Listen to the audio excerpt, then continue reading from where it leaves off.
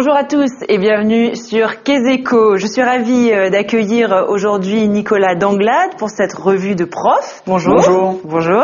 Alors vous êtes professeur de sciences économiques et sociales au lycée Horth à Marseille et vous voulez analyser un article publié dans Le Monde économique intitulé « Comment la pensée économique renaît des cendres de la crise ». C'est un article en fait qui traite essentiellement de la relation économie-politique-économique. Moi, le point de vue que je vais prendre, c'est un point de l'article qui traite de l'information et de la coordination des marchés. Donc la coordination des marchés, c'est lié à la théorie néoclassique, c'est ça ? Alors, on aborde en première, effectivement, la question de la coordination des marchés via le modèle de concurrence pure et parfaite et au préalable la construction de l'offre et de la demande et la loi de la demande. Donc, on a une idée, en fait, que le marché fonctionne autour d'une variable assez importante qui s'appelle le prix. Donc on a l'habitude de dire que les agents économiques sont price takers, c'est-à-dire qu'ils prennent le prix comme une donnée qui va fixer leur choix soit de consommateurs, soit de producteurs, donc en fonction de leur fonction d'offre et de leur fonction de production et de fonction de consommateurs. D'accord. Alors le problème, c'est que la coordination sur le marché ne passe pas toujours par le prix. Keynes a souligné dès les années 30 la particularité de l'achat de titres financiers en utilisant la métaphore du concours de beauté. Alors de quoi s'agit-il ? Oui, alors Keynes en fait rappelle que lorsqu'on veut acheter des titres financiers, ça rejoint l'action en fait rejoint celle de membres d'un jury de concours de beauté qui eux-mêmes gagneraient un prix s'ils trouvaient le gagnant du concours de beauté. Donc en fait ce qui va faire le membre du jury qui veut gagner lui aussi un prix, c'est d'essayer d'anticiper le gagnant, c'est-à-dire la personne, ou en l'occurrence si c'est un concours de beauté avec une femme, celle qui va recueillir les suffrages de tout le monde, et pas nécessairement la plus jolie à son goût. Oui.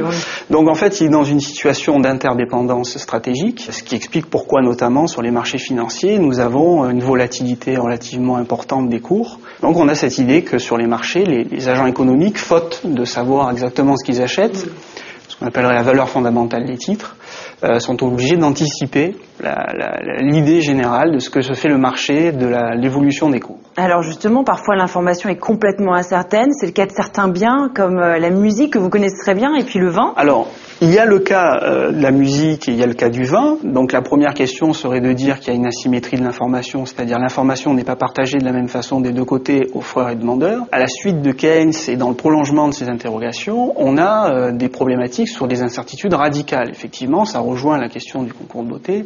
C'est que se passe-t-il quand on ne sait pas ? Voilà, ce qui est le principe même du choix dans le futur qu'avait mis en avant Keynes en disant nous ne savons pas ce qui va se passer et nécessairement les entrepreneurs font des anticipations, un pari sur l'avenir.